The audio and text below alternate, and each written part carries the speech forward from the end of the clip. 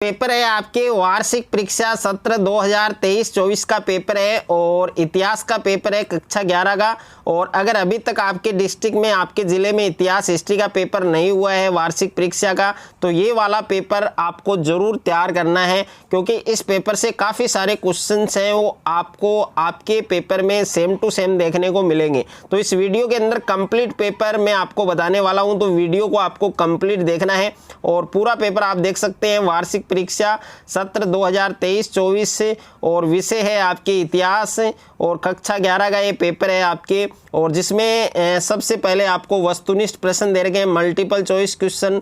और जिसमें पहला प्रश्न आपको दे रखा है कि मेसोपोटामिया वर्तमान में किस गणराज्य का हिस्सा है, तो इसमें 4 ऑप्शन दे रखे हैं। दूसरा है कि दिनारियस रोम में क्या होता था, तो इसमें भी 4 ऑप्शन है आपके। तीसरा प्रश्न है मंगोल साम्राज्य का संस्थापक कौन था, इसमें भी 4 ऑप्शन है आपके। और 4 नंबर है कि फ्रांस में बने बड़े चर्च क्या कहलाते थे, तो ए ऑप्शन में दे रखा है कैथीड्रल और सेकंड में दे रखा है आबे, और स ऑप्शन में विशाल चर्च और द में वृत्त गिरजाघर। उसके बाद में 5वां प्रश्न है कि जर्मनी में प्रोटेस्टेंट सुधार आंदोलन के जनक कौन थे, और प्रश्न संख्या 6 है आपके कि संयुक्त राज्य अमेरिका कब स्वतंत्र राष्ट्र बना। और 7वां प्रश्न है उत्तरी अमेरिका में बाइसन किसके लिए प्रयुक्त हुआ। और 8वां प्रश्न है आपके दार्शनिक कार्ल मार्क्स का संबंध किस देश से है, भारत से है, अमेरिका से, इटली से या जर्मनी से। उसके बाद में प्रश्न संख्या 9 है आपके चीन में गणतंत्र की स्थापना कब हुई।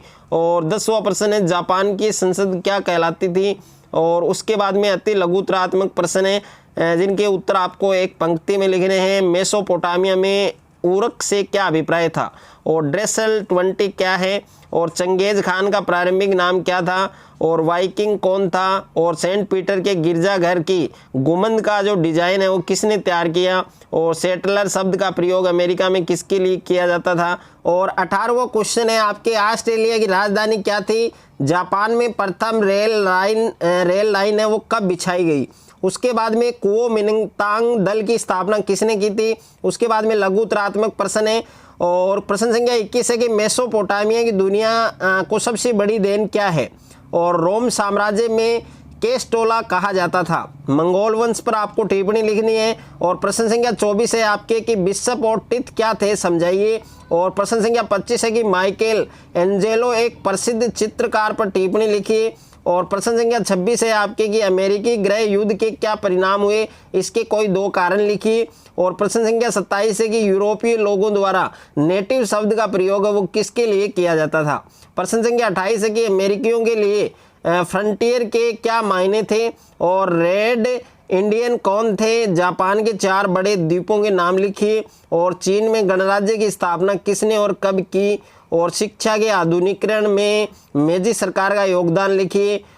तो इस प्रकार से सारे क्वेश्चंस के आंसर आपको लिखने हैं। उसके बाद में दीर्घ उत्तरीय प्रश्न दे रखे हैं, इन प्रश्नों के उत्तर आपको 4-5 पंक्तियों में लिखने हैं, जिसमें मेसोपोटामिया की विशेषताओं के बारे में विस्तार से बताना है।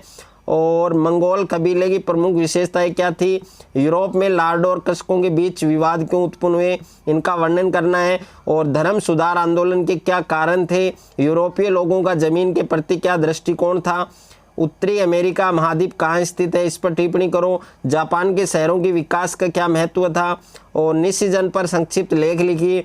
तो ये सारे प्रश्न प्यारे बच्चों आपको कंप्लीट करने हैं। और अगर आपको ये वीडियो अच्छा लगे तो वीडियो को आप ज़्यादा से ज़्यादा बच्चों के साथ शेयर करें, ज़्यादा से ज़्यादा वीडियो को लाइक करें, और चैनल पर आप नए हैं तो चैनल को आप सब्सक्राइब कर लीजिए और साथ में नोटिफिकेशन बेल को प्रेस कर लीजिए।